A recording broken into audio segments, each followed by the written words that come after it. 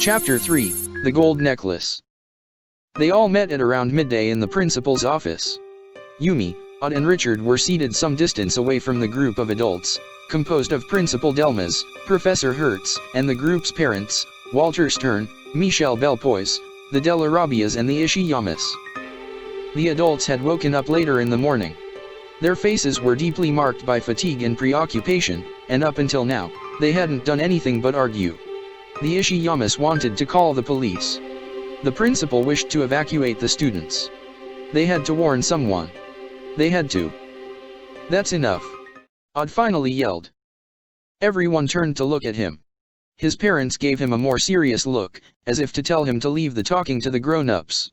But Odd was definitely not the kind of person who'd let himself be scared by such a thing. You just don't get it, he exclaimed. What do you think calling the police will do against an army of robots that came out of a computer? Well, I'll tell you what they can do, absolutely nothing. They'll think we've gone crazy. What's more, we're not just talking about some petty criminals, but the Green Phoenix, a terrorist organization with soldiers armed to the teeth and that has now gotten its hands on the most important supercomputer in history. And they can use it to do unthinkable things. Do you really think that the police would be able to help us? Principal Delmas tried to add his own 2 cents, but Hertz stopped him with a wave of her hand. The boy is right. Let him speak. Encouraged by this small bit of success, Odd felt more sure of himself. We're the only ones who really know the enemy and how to confront it. We showed this much last night. If we remain united, we can defend Kadak and even defeat the Green Phoenix and save our friends. Michel Belpoise timidly raised a hand. But we're going to need help. It was Yumi who answered him. I agree with you on that one. We need to call Dido again, the boss of the Men in Black. They know the Green Phoenix and could help us take them down. But I'm also convinced that we can't take on the monsters of Lyoko in our own reality. We need to fight XANA and the terrorists using the supercomputer's power. But above all, we'll need a scanner to get Aelita, Eva, and Ulrich out of there. Silence fell on the room. Odd saw the adults look at one another out of the corners of their eyes, somewhat perplexed. But ultimately, they knew that the children were right. What do we do, then? Delmas finally asked. Odd and Yumi smiled. We need to reinforce guard duty, prepare more corrosive bombs and check our reserves to see how much time we could resist this siege, the boy listed off. And naturally, call Dido and ask her to come right away to give us a hand. And we need to organize a vanguard to get into the Hermitage and take back control of it, Yumi then said in conclusion. There will be soldiers on watch, so we're going to need to keep our eyes wide open, and find out how to take them by surprise. Aelita didn't know where to find XANA. The creature, or rather the part of it that was still trapped in the mirror, had left her there alone. It might even have already found a way to escape this virtual prison. Aelita had searched again and again, scouring the journal from one end to the other, but it was a hopeless mission. There were too many days and different locations, an entire city and an infinite number of hiding places. The day before, XANA had asked Aelita to help him, because he wanted to become a human being. She had replied that she didn't know how to do it, and he had become enraged. And the girl had to convince him to come back. She then had an idea. XANA wasn't human. He could take the form of a young boy, but really he was succeeding in integrating with the programming of the virtual world. He may have powers here, the ability to do things the young girl couldn't even imagine. He could be able to hear her. The girl ran out of the school, towards the park, and cupped her hands around her mouth like a megaphone. XANA, she yelled at the top of her lungs, XANA, come here, please. I need to talk to you. I need your help. The 2nd of June 1994 was a splendid day. A light breeze drifted between the leaves, bringing with it the lingering soft scent of spring. Aelita could feel the grass give way beneath the solace of her shoes, and the summer air ruffled her hair. The wind suddenly intensified, transforming into a whirlwind of dust and smoke before her eyes, and began to take form. Where there had previously been nothing but air now stood a boy. His hair was black, he was thin and muscular and his lips were drawn in a pout of discontent. Now you ask for my help, he said. After refusing me yours when I needed it. Aelita winced. In a sense, she and XANA had grown up together. They had played together in the first city, they had been friends. She didn't remember anything about this time in her life, which had evaporated from her mind like a puff of smoke, but deep down, she knew that there was a special connection between the two of them. "I can't promise that you'll become human," she whispered. "Because, well, I don't know if it's possible." Such a promise would have been a lie as big as a house, and friends don't lie to each other. That doesn't mean, but it's true. And what's more, what does that mean? Become human. Have a body? You already have one here. You can make yourself look like a boy whenever you want. Although that won't be enough, there's also emotions, and the way you behave. That's what makes us truly human. The boy sat down on the grass in the park and rested his head on a closed fist. Aelita sat beside him. In Washington, D.C., it was just after 6 o'clock in the morning and Dido was asleep. Her office had a private bathroom and a dressing room in which she had installed a bed a few years earlier. During urgent times, she preferred not to stray too far from her center of operations. And what was currently happening in France was indeed urgent in every way. The telephone in the adjacent room began to ring. It was the sound of her secure line. Dido leapt out of bed. She was already fully dressed. She paused for a brief moment to run her fingers through her short, blonde mane before, feeling completely awake, hurrying to answer. On one of the walls of the office, just above the door, a line of identical clocks was hanging. Beneath each of them was a label showing the name of a different capital city from around the world. The woman reached one of the handsets while glancing at this wall through the corner of her eye. In France, it was not long after midday. "Dido," she said into the receiver. "Lone Wolf reporting in, ma'am," said a tired yet resolute voice on the other end. Dido remained silent as she listened to her agent's brief report. He and his men had followed Hannibal Mago's army to the factory on the small island, where the supercomputer was located. Grigory Nictopoulos had discovered and captured them, tying them up and gagging them before transporting them out of the city. It had taken 4 days to free themselves, find a car and return to base. 4 days, lost. "Tell her we did the best we could," a voice interrupted Lone Wolf's narration in the background. "That Grigory is a real snake." Dido began to drum her fingers on the desk, irritated. "Lone Wolf, restrain your men. Have you managed to contact Walter Stern yet?" The agent coughed, ashamed, before continuing. "Yes, ma'am. But, you see, he told us this really confused story. And he wanted us to help him." As she listened to her subordinate, Dido's eyes narrowed to form 2 tiny slits. "Listen to me carefully," she finally exclaimed. "This operation is of the utmost priority. I want Major Steinbach, in other words, Professor Hertz, to take over. Do whatever she tells you to. There's no time to lose. And one more thing, agent, go see a dentist."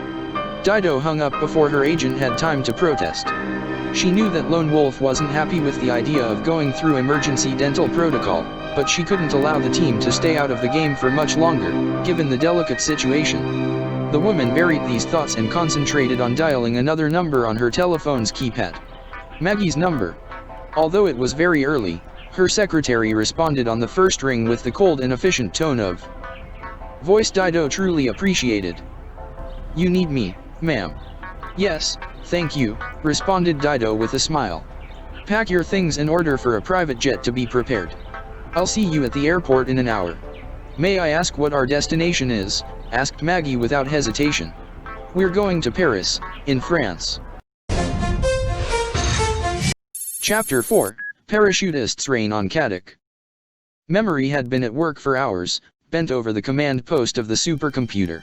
All around her, the first floor of the factory was teeming with activity. Soldiers in uniform for guerrilla warfare were circulating all about with walkie-talkies crackling away and machinery that constantly roared in the background. On the pivoting platform in the center of the room, the three-dimensional projection of the virtual world of Lyoko still continued to rotate, illuminated with colorful text and labels that appeared and disappeared. But Memory neither saw nor heard a thing, so long as she was concentrated on the mysterious code that was contained in the Palm computer. She had finally managed to decipher the first part. It was a complex activation program with instructions written in Hoppics, the programming language that Professor Hopper had invented to create Lyoko. This man had been a true genius, and Memory felt an instinctive sense of sympathy for him. The real problem was the second part of the code, a series of unconnected and incomprehensible characters and symbols. The woman believed that among them she could see a sly message written in code and had shuffled through all the possibilities, but she wasn't getting anywhere. Whatever this program was, she needed to find out as quickly as possible. Hannibal Mago wouldn't tolerate any failures, and Memory had learned that efficiency was the only way to keep herself safe from his rage. The woman felt her neck trembling. She thought at first that it was only a symptom of fatigue from working so much. But the trembling continued, slightly intensified. Memory brought her fingers to the necklace that she was wearing and realized that it was the source of the strange sensation. She removed the thin, golden chain from the medallion on which a sailor's knot and the letters W and A were engraved. She just had time to notice that the knot was now blinking and the letter W was illuminated before collapsing on the keyboard, unconscious. The first city was floating in the colorless like a cloud carrying blue buildings. It had once been surrounded by a very tall, black wall that acted as a firewall that Jeremy had been forced to take down. Now, nothing was separating the children from the infinite abyss that surrounded around them. It provoked a real sense of vertigo. Eva Skinner pointed to a very long, suspended bridge that stood at a terrifying angle, leading away from the city and reaching out to the horizon. "And you want to go there?" she asked. "That'll be a real pain. In my opinion, it would be better if we returned to the park. Or if you come with me to explore the city." Jeremy and Ulrich exchanged looks. There was no doubt that Eva was very kind, but coexisting with her was becoming more and more difficult. "I already explained it to you before," exclaimed Jeremy. "We can't stay here dawdling around while our friends are in danger. First things first, we need to get to Lyoko on the other side of the bridge. Then, we'll see if we find something there." "And why would being over there help you think up some brilliant idea that you couldn't just think up over here?" Eva asked him, looking at him with a defiant smile. "The truth is you're acting blindly, four-eyed elf." Jeremy raised his nose, humiliated. It wasn't his fault that he took on such a ridiculous form on Lyoko, what with these green stockings and pointed ears. "Eva, we're going to go, but if you prefer, you can stay here. Sooner or later, we'll come back to look for you," said Ulrich in a hasty tone of voice. "You can't be serious," protested the young girl, offended. "Ah, I forgot," Ulrich started to say, turning to Jeremy and winking. "Remember the hexagonal castle in the middle of the city? Well, at one point, Jeremy and I walked that way, and the bridge lowered, and a ton of robots dressed as medieval knights that seemed pretty evil started to come across. Just in case you encounter any of them, take my word and run away as fast as you can." Ulrich took Jeremy by the arm, and they turned together towards the bridge. It was only surrounded by two lowered railings and was suspended above the void. Under their feet was the abyss.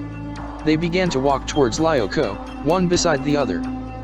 Several seconds later, they heard the steps of the young girl behind them, rushing to catch up to them.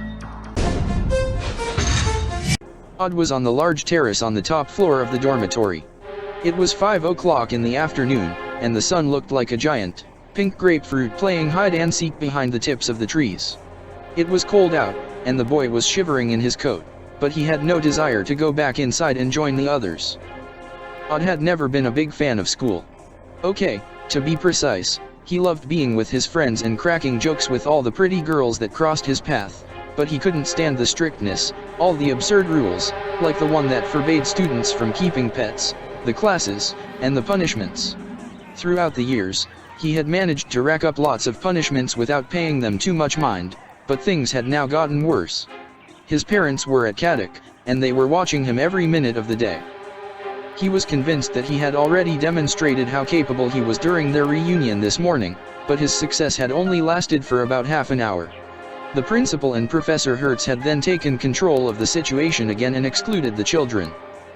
But it wasn't them that had fought against XANA for so long, nor was it them who had finally defeated him, saving the world as well. They hadn't helped Aelita escape from the supercomputer where she had been held prisoner. They hadn't discovered the secret room below the hermitage. It wasn't fair. Not at all. The school was silent all around Odd. Throughout the park meandered patrols of teachers and students, and from the other side of the gate and the fence, Odd could see Hannibal Mago's men seemingly working on their sketchy projects. They had set up large projectors to illuminate the school at all hours of the night and continued to survey the area. The noises of the city reached him as far off, faded echoes. He heard the horns of cars on the main road, the cries of children playing at the neighborhood sports field, the plane. Odd raised his head. There was a plane above him, which was quite strange. Kadak was far enough from the airport that he had never seen them fly above the school before. He wondered if it belonged to the terrorists from Green Phoenix, who weren't happy about the school being closed off and were planning to attack it from the air. The boy's suspicions were confirmed only a few seconds later. The plane turned widely in the sky, then opened its enormous, metal stomach from which something began to exit. Small, black dots falling at high speed. Parachutists. Odd grabbed his phone to call Yumi. "Where are you?" he cried. In the courtyard by the cafeteria, the young girl answered him. "I'm making rounds with Jim and meet up in front of the administration building right away. You have to sound the alert immediately. Men with parachutes from the Green Phoenix are descending on the school." Odd ended the conversation without giving his friend time to respond and ran off. He rushed down the stairway at full speed, sprinted inside the corridor and leaped through the glass doorway of the dormitory that had been destroyed during the battle and was barely hanging, like a broken wing. Instead of continuing down the narrow path, he took a shortcut across the grass without taking his eyes off the sky. The plane had accomplished its mission and was now pulling away towards the horizon, while the small, black dots still approached in the twilight. Odd calculated that they would land in the middle of the park, just before the small forest. He sped up even faster, and his whole body crashed into something. He fell to the ground. "Ouch," he yelped. "I'm the one who should be saying that," exclaimed Principal Delmas. The boy shook his head and looked all around. Beside the principal, who was enveloped in an elegant, camel-colored coat, were the Ishiyamas and his parents, and they were all looking at him with troubled expressions. None of them were armed. "What are you waiting for?" cried Odd with a feline-like jump. "We need to prepare to fight against those Green Phoenix brutes." Professor Hertz let out a tired smile. "Those aren't the terrorists, Odd," she told him slowly. "They are the men in black's parachutists. They came to help us."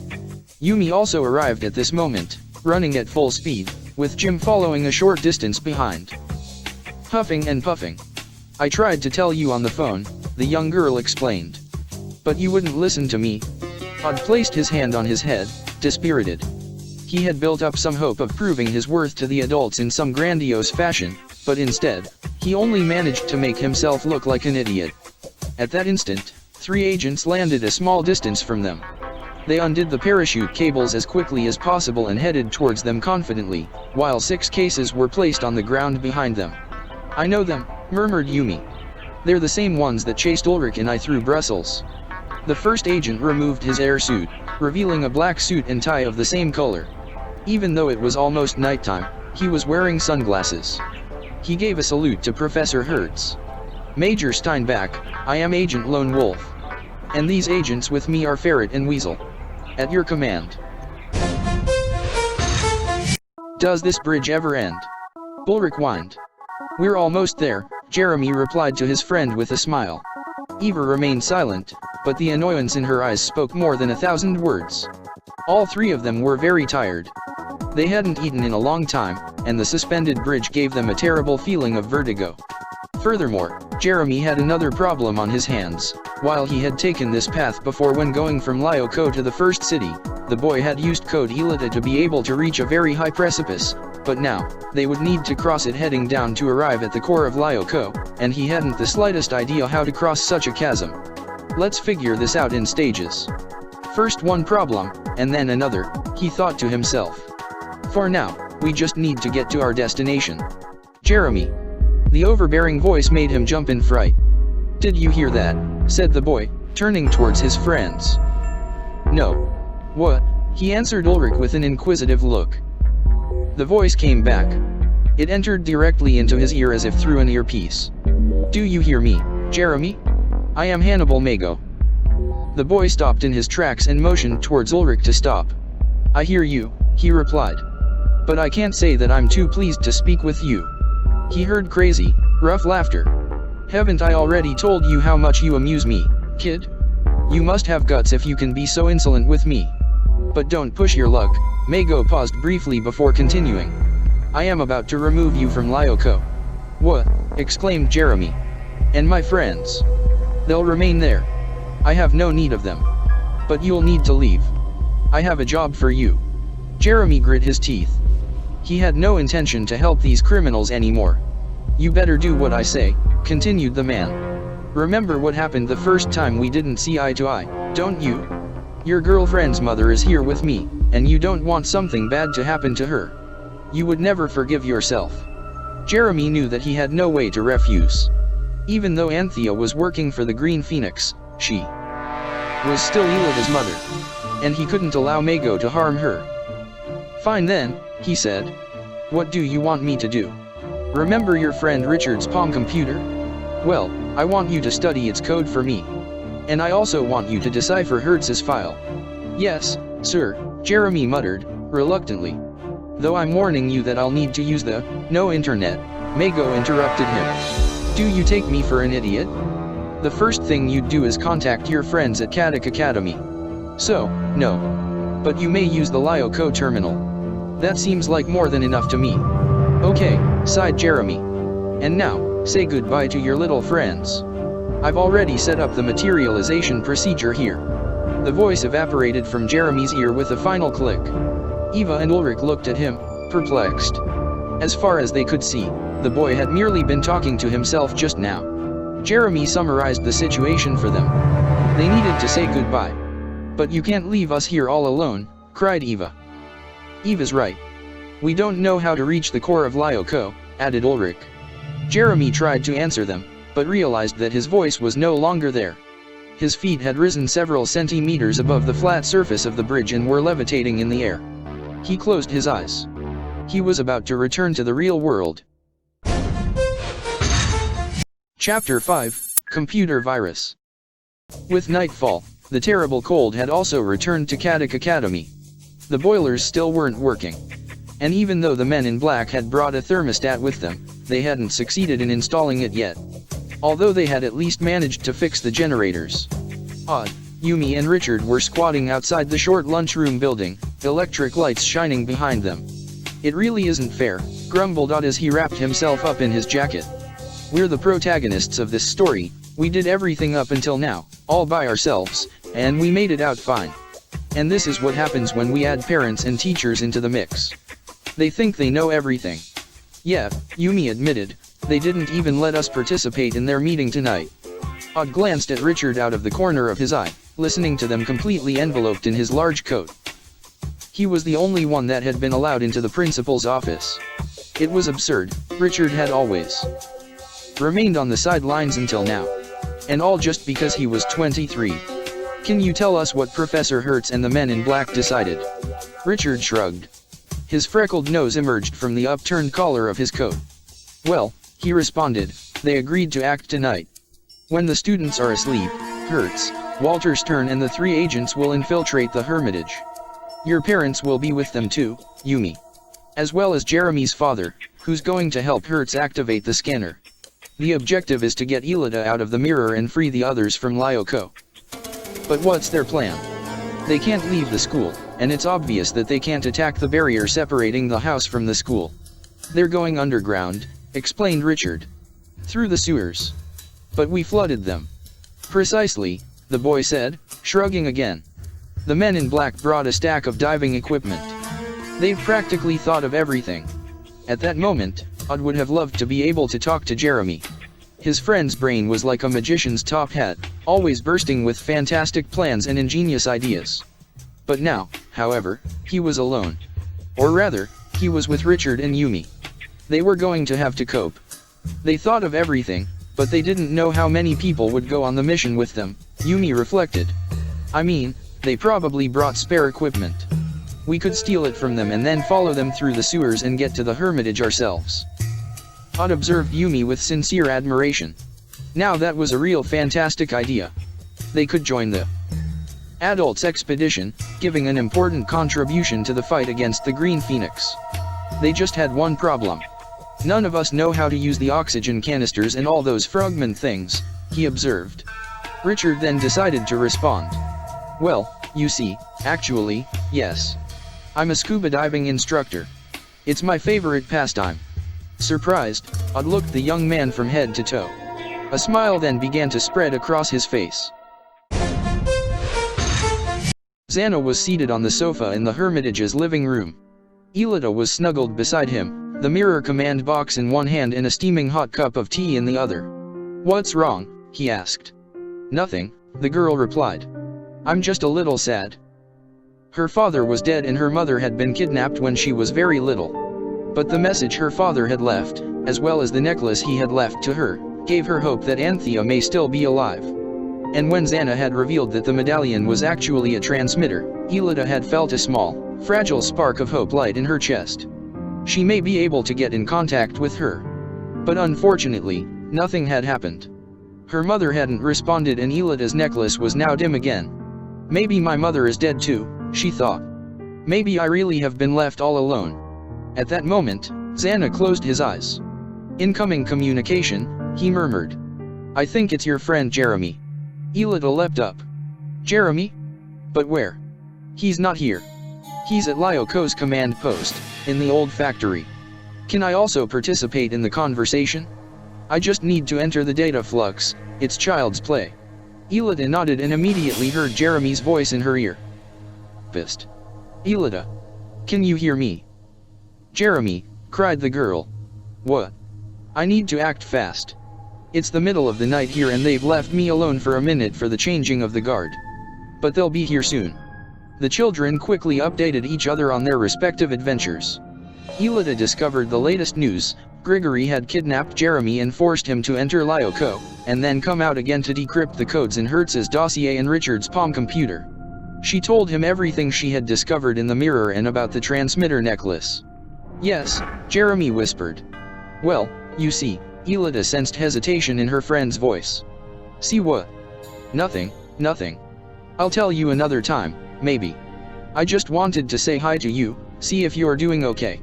And tell you that one way or another, I will get you out of there."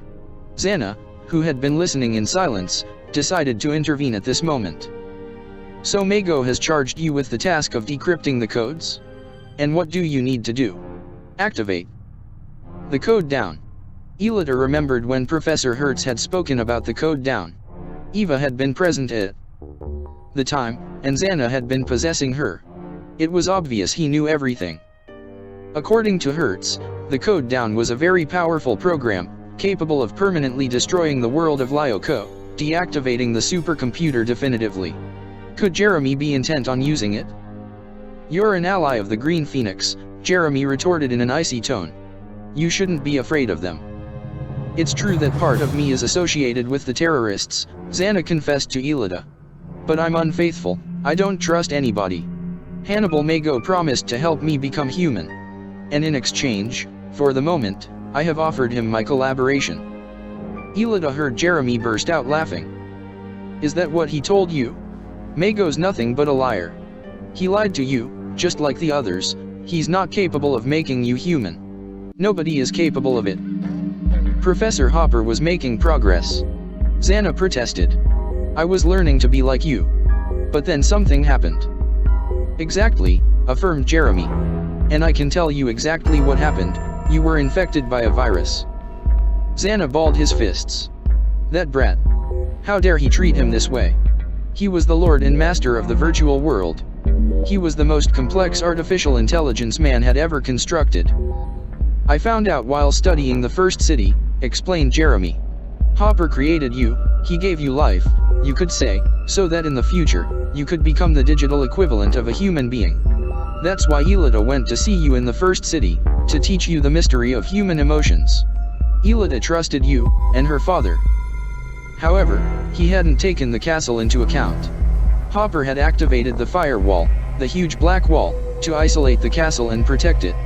But he forgot that you were also inside the firewall, and that as a consequence, your program codes weren't protected. And to top it all off, you were still growing. You were just like a child, and your interior barriers weren't yet completely formed.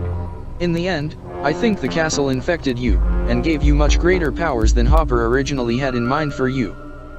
But there was a price to pay in exchange. You forgot Aelita. You forgot everything except the core of your computer. I haven't been able to access your code and so I don't have mathematical certainty, but I'm sure that that's what happened.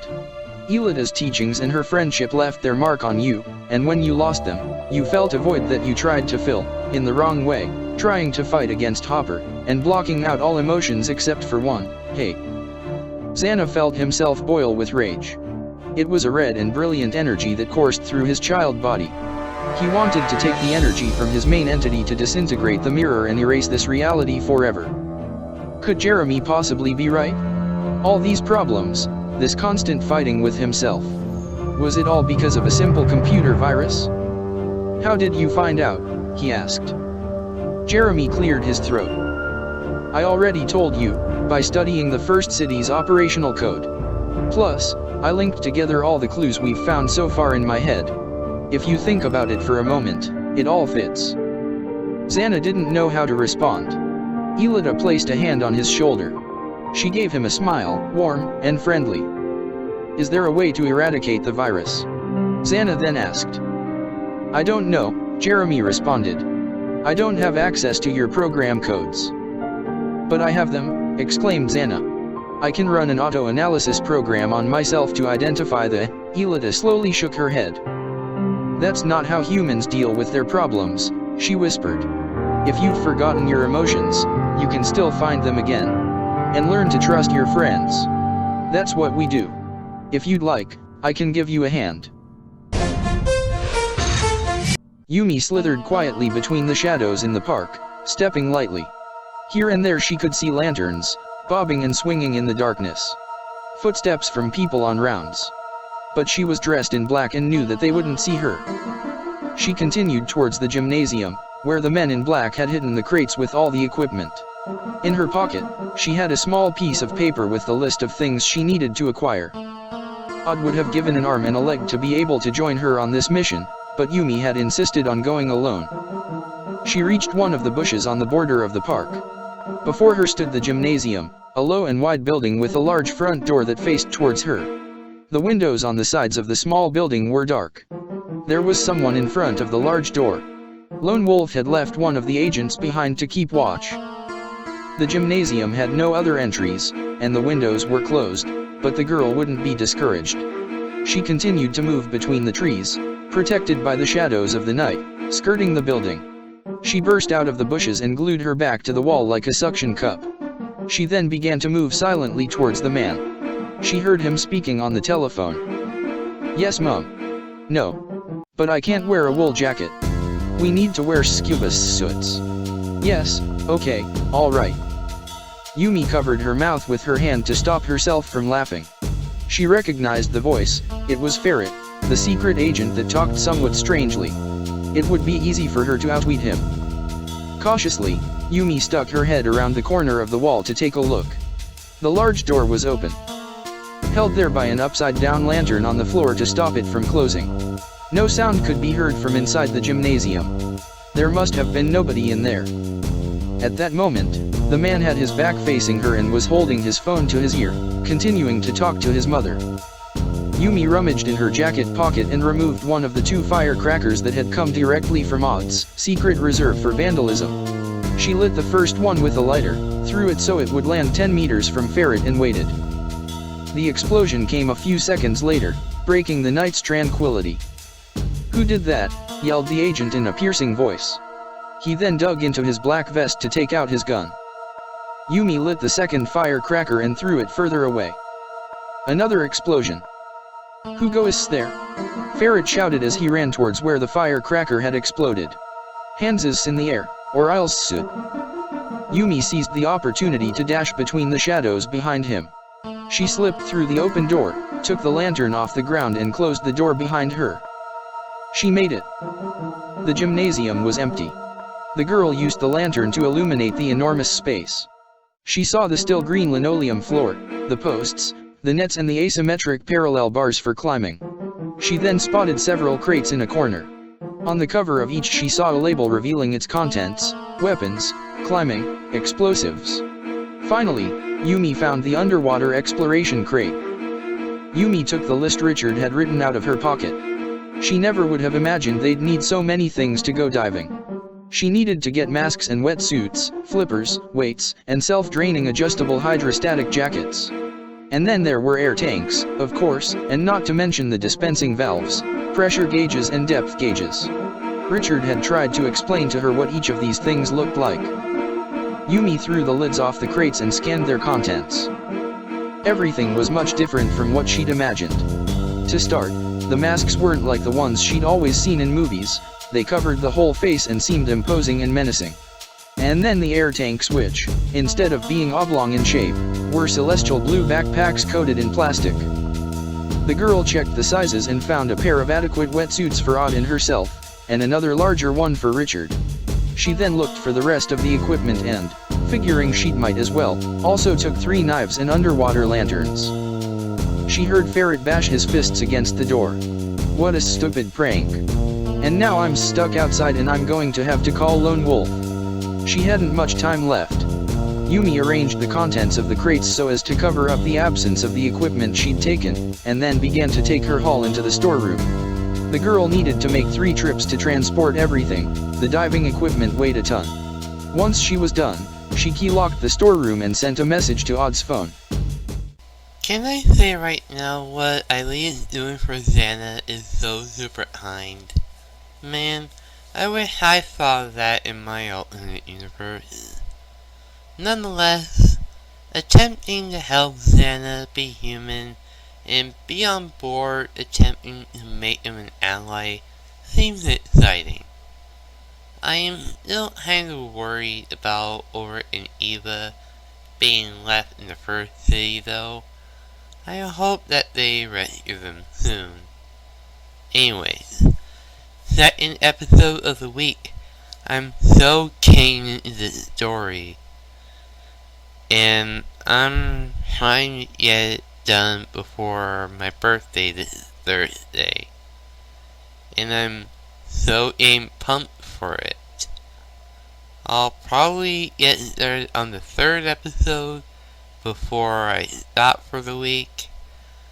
So, I hope everybody's enjoying the book series so far. And I hope to catch you all in the next episode. Later.